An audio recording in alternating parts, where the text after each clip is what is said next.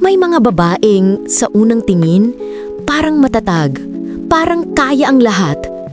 Pero kapag dumating ang gabi, yung katahimikan na lang ang kasama nila, doon nagsisimula ang totoo. Doon nila nararamdaman na kahit gaano sila katapang sa araw, may lungkot pa rin kumakapit sa gabi. At doon, madalas nagsisimula ang kakaibang emosyon, ang pag-ibig.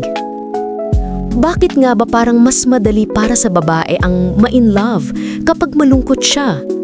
Bakit parang mas tumatagos ang bawat lambing, bawat salita, bawat simpleng pag-aalaga kapag may hinahanakit siyang kinikimkim sa puso?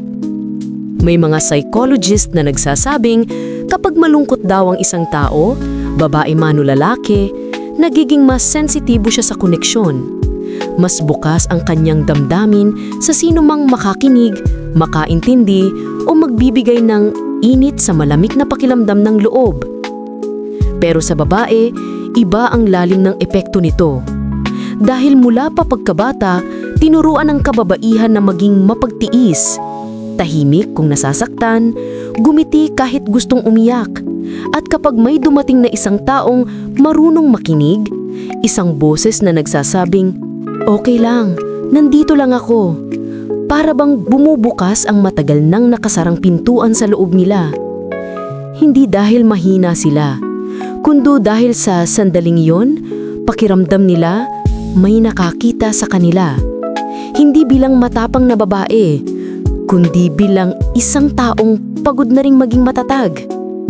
At minsan, doon nagsisimula ang pagkakamali kasi akala nila pag-ibig yung nararamdaman.